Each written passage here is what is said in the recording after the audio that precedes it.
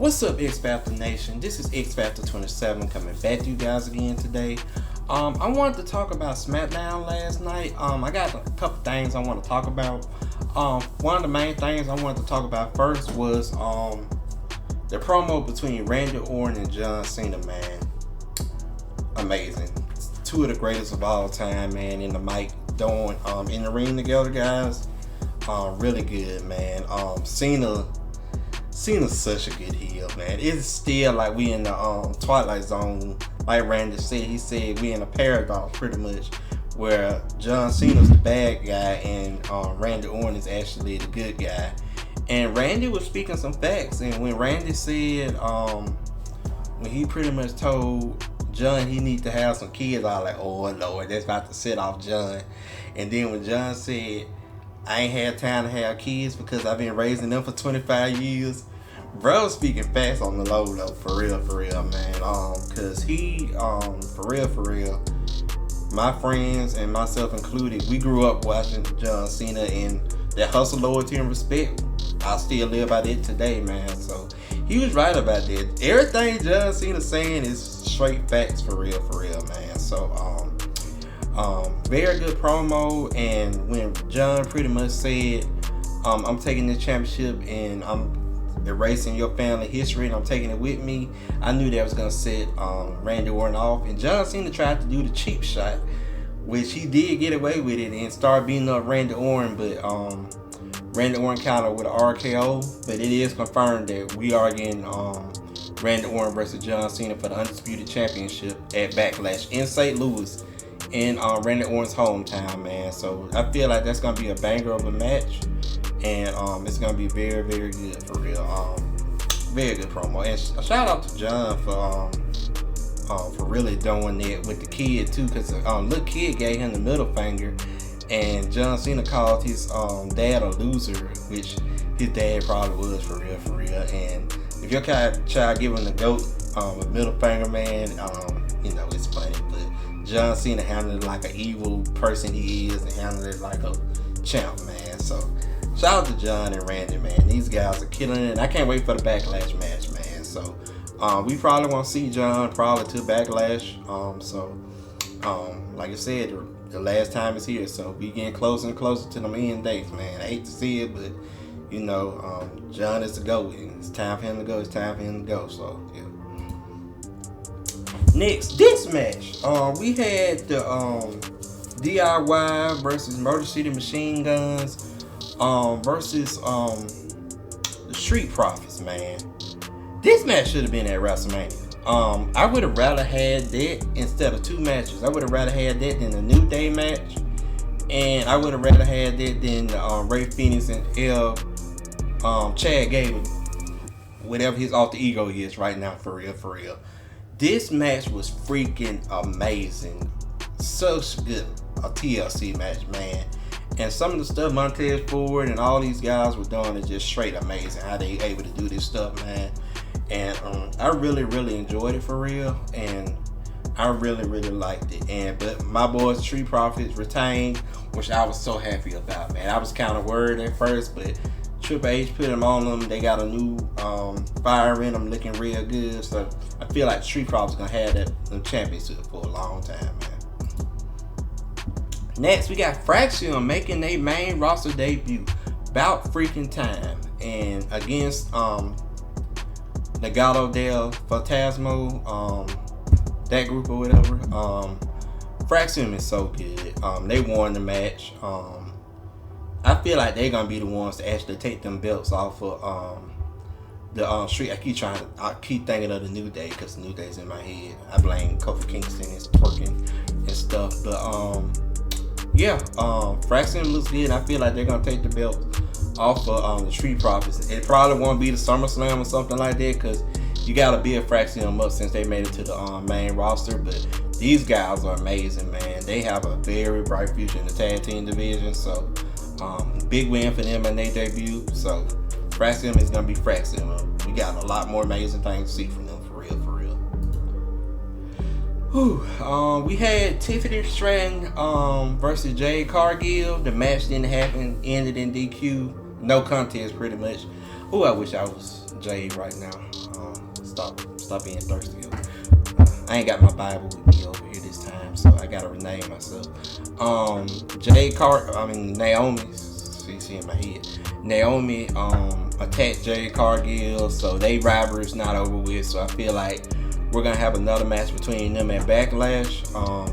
Probably Naomi gonna win this one, but I'm gonna say that one for the preview and predictions for Backlash. But yeah, Naomi attacked Jade again. She's probably still salty about the WrestleMania loss. Then a returning Nia Jax attacks Tiffy Time and blows her a kiss. So pretty much we're gonna run it back Nia Jax versus Tiffany Stratton. Gonna be a good match as always. Tiffany Stratton is such a good babyface, man. Her WrestleMania entrance is I still watch it to this day because Tiffany Stratton is pretty much a real life WWE Barbie doll, pretty much for real, man. So we're gonna run that back with Nia Jax and just continue to build up Tiffy Time as we always do, man. But yeah, good to see Nia Jax back. I'm trying to run it back with her Tawana Bomb. I think that's the name of the move that I want to take so bad, but a man can dream. So yeah. Next, this is what I want to talk about. One of the main things I really want to talk about. Solo and Jacob came out there. Solo like, I'm the reason Jacob got that championship. I brought him into my family. I'm the fake tribal chief. All that good stuff like that. And he said, because I got Jacob off the street. And then Jacob came back and said, hey, I was going to win the championship with you or without you. And that's what I really like to see. We're going to get a feud between these two. And it's going to be for the United States Championship. Solo's going to get mad with his red gloves looking like a fake Suge Knight, as always. For real. And Jacob's going to turn babyface real soon. It may not be in the next 1 or 2 months, but down the road, he's going to be babyface for sure. Then LA Knight and Drew McIntyre came out there trying to get their shots at it. And that set up a match for later on that night. So, yeah, man. But I'm really looking forward to this feud. I got a whole video I can just make about that. Because that may really bring into the full of Hikuleo, Zilla, and all them guys like that for real. Next, very excited to see this. I've been talking about this girl for a long time. Selena Vega versus Chelsea Green. Selena Vega wins her first singles championship. She's the new Women's United States champion. Well overdue. She really should have won a higher championship, women's championship, all that good stuff. But this is the perfect championship for her. That's what the women's mid-card championship is for mid-card talents, to elevate them, build them up, so when they eventually lose their championship, they can be future stars for the higher up championship, like the women's championship and the women's world championship. She's gonna be great women's United States champion, man. I'd love to see this. This girl has worked so hard and she put so much into the rings. And when I saw she won and I watched the match, I almost cried for real. So well deserved and everything like that. She had a very good night because she won. Then her husband came back and took out the Miz. Aleister Black is back in WWE. And if you guys notice his eye, you probably can't tell it in his eye. This is, like I said, Triple H does love long-term storytelling.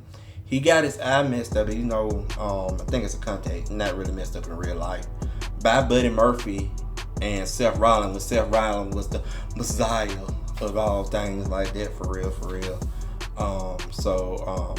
That's from years ago, but Triple H still kept that in mind, man. So we got Aleister Black back in WWE, and I love to see it for real. But yeah, so I already know we're gonna have him in the United States Championship scene and feuds coming down. But the Miz is a perfect person for him to be the starring person for real. And then probably after Miz, Carmelo Hayes gonna probably take another L with Aleister. That'd be a great feud too. So great in-ring competitors, but it was a great debut. Because we got Aleister back and we got Rusev back from WWE Raw on Raw as well. So separated them on both brands. And then last thing I want to talk about, because the tag team match, TLC match, was the main event. LA Knight versus Drew McIntyre. Drew won because of disqualification. Priest came out there, wanted to run the hands again, and all that good stuff. And then they got the fight. Then Jacob came out there and just laid out both of them, LA Knight and Damian Priest. So the United States Championship picture has increased a lot.